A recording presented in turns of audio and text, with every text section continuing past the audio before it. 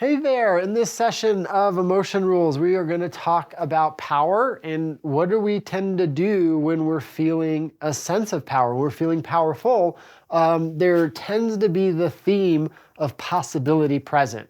You can even just think of it very simply as like, I can do X, I can do it, I'm capable of it.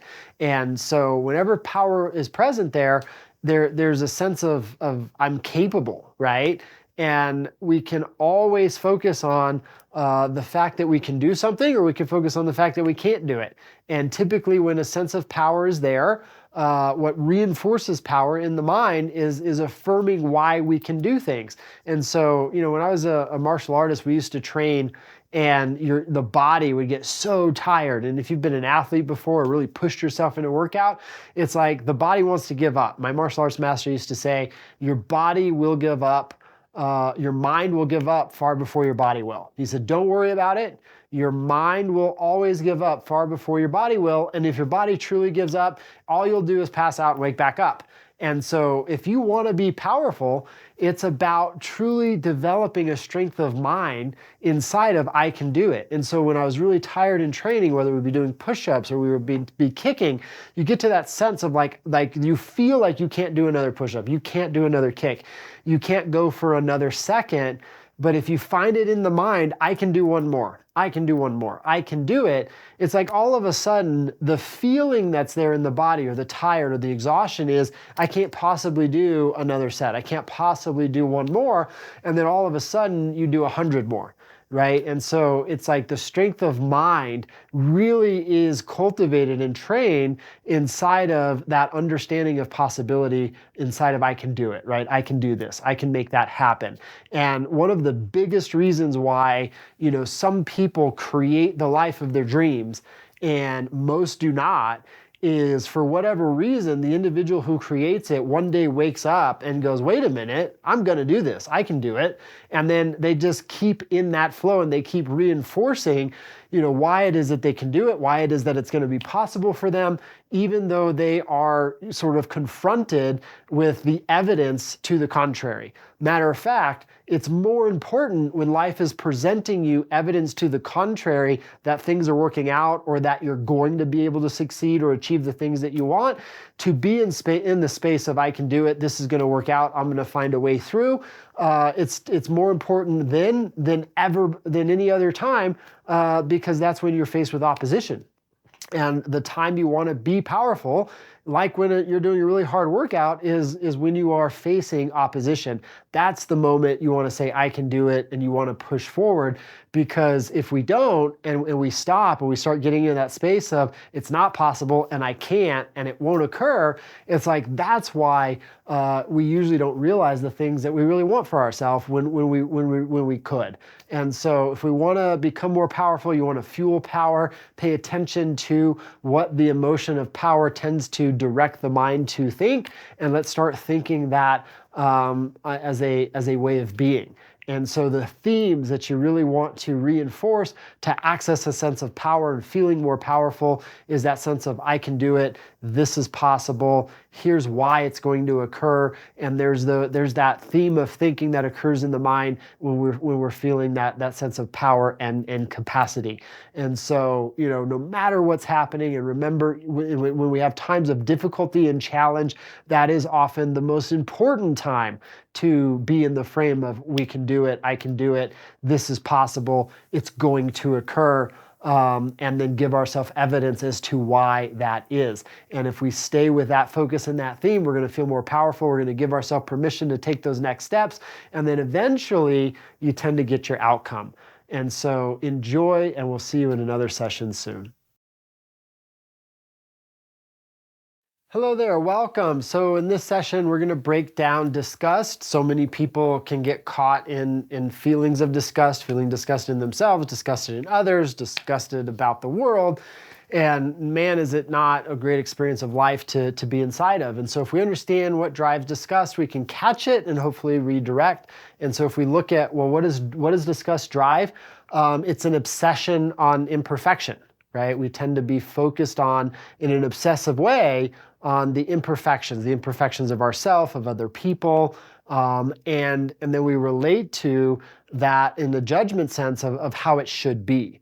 And so we're obsessing about imperfection while comparing to the way that it's not. And so the two themes are the way it's not and a focusing on the imperfection in a pretty obsessive way. And so we can do that in regard to any space in life, right? When we look at our body, we can pick apart, all of the different things that don't look the way it should. We can focus on the imperfections of the wrinkles and being a little heavy, and we're aging and our hair's changing color, and we got shorter, and I mean we just go on and on and on. My posture is not as good as it could be, and if you get obsessed about focusing on the idea of imperfections, and the key word here is it's the idea of imperfection, because not everybody sees imperfections the same way. One person looks at something and go, that's ugly. Another person looks at it and goes, it's perfect, it's beautiful. And so it's not real. When we're looking at that obsession on imperfections, we're comparing it to the way we believe it should be. And a lot of times the comparison of the way it should be isn't even real.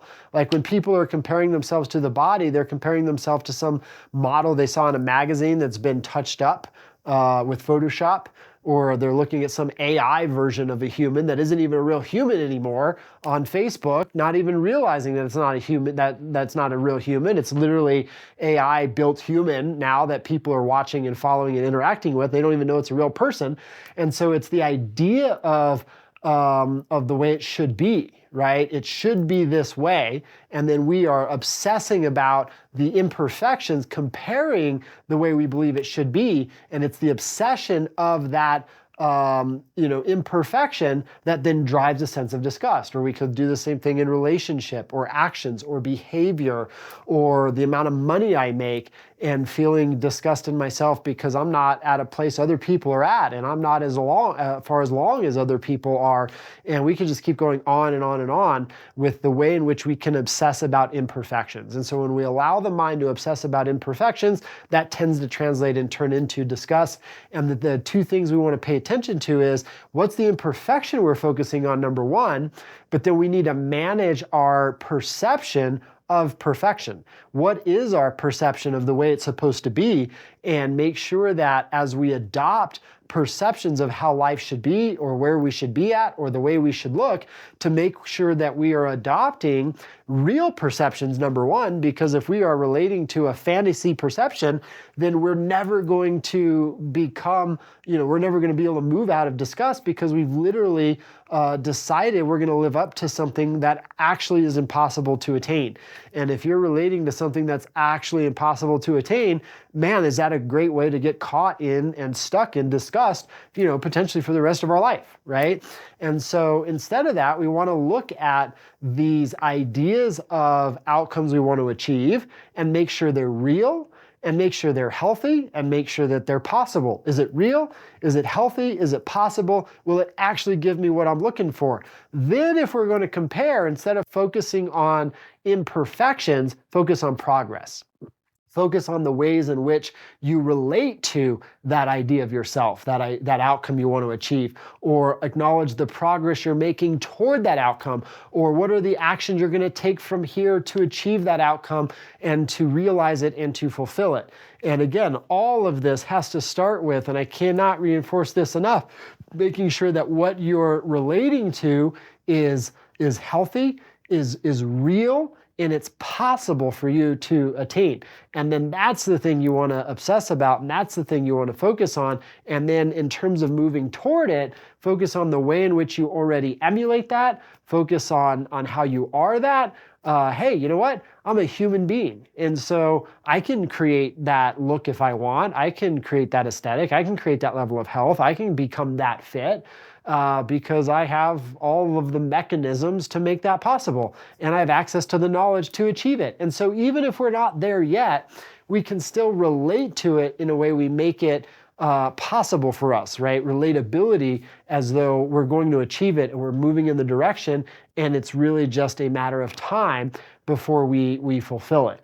And so remember, disgust is the obsession of imperfection, which often coincides with a fantasy idea of how something should be. And so if we eliminate that obsessing on imperfection and replace it with how could this be possible, and make sure we're not focusing on an impossible idea of an outcome, but rather focus on an outcome and an image and an idea that we wish to achieve that's actually, again, real, possible, and achievable, right? It's believable. Then we're gonna relate to life in a very, very different way. And then when we feel disgust, we tend to not treat ourselves very well. We tend to treat ourselves really poorly. We tend to isolate. We tend to actually how do we say, refrain from the things that would actually produce the thing that we want, right? We tend to shy away from it. And so if we can catch ourselves in that cycle of disgust, understand it has nothing to do with you. It has nothing, it's not about you. It's not about us, so to speak. And then we can make that adjustment. Hey, what's the thing I want to strive for? What is it I want to achieve? And what are the ways in which I can make that happen? And then when we catch ourselves obsessing about imperfection, we want to take a pause and redirect. Hopefully this is helpful, and we'll see you again in a future session. Hey there, and welcome. In this session, we're going to talk about the emotion rules as it pertains to peace.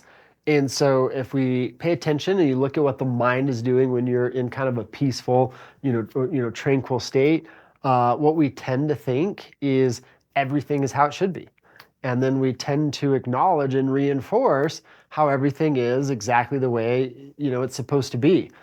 Sometimes you can experience it, in nature, where just a sense of peace will come over you, or like a deep sense of relaxation related to peace. And you just kind of are looking at the ocean, you're on the beach, and you're just going, man, like everything really is the way it's supposed to be. And nature does, all the things that it's supposed to do in exactly the way it was designed to do them, and it just does it day after day after day after day, and there's a perfection in it all, right? Or sometimes you're just, with people that you really care about, and you just have that sense like you're exactly where you're supposed to be, and you go, oh man, everything's the way it's supposed to be.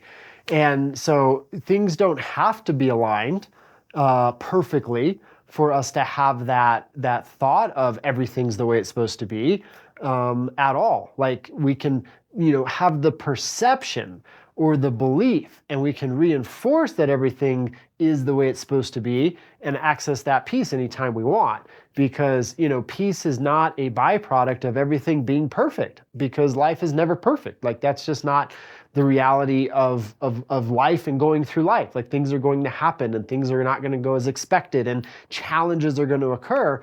But when you look at the individuals who have really, worked, and they really do work for it, and they've attained the greatest experiences of peace, the highest access to peace. When you think about, monks who meditate, they're for years and years and years, their entire life, and they're trained from very young. They train the perception that everything's the way it's supposed to be, and this sense of acceptance, right, of all things. And so if you think about when you have been really challenged in your life, like maybe you went through a separation or a divorce, or, moved through a health event, or like some, a loss of a job, right, or something like this, like the moment that the discord went away, right? It lasted for however long it lasted. Maybe it lasted for a day. Maybe it went for 6 months. Maybe it went for several years. And there was turmoil, and there was sadness, and there was hurt feelings, and we can kind of get caught in all of this. We're in the perception of, in some shape or form, how things aren't the way we want them to be, how things aren't the way they're supposed to be, and how somehow, it's wrong, so to speak. And the moment that we find that moment of acceptance, that space of acceptance, where we look around, we go, man, it's how it's supposed to be, right? It's like I have this better relationship that I'm in because I broke up. Like if I wouldn't have divorced, I would have never found this better relationship that I found. Or man, if I worked at that job and I just kept kind of going there day by day by day, I would have never, built my business. I would have never started something new. I would have never progressed in my career potentially. And so it's like we have this place of acceptance. All of a sudden we're at peace with losing the job, or we're at peace with a relationship coming to a close, or we're at peace with losing somebody, or we're at peace with, whatever it might be that we were holding on to. It should be different, right? The idea that it should be different.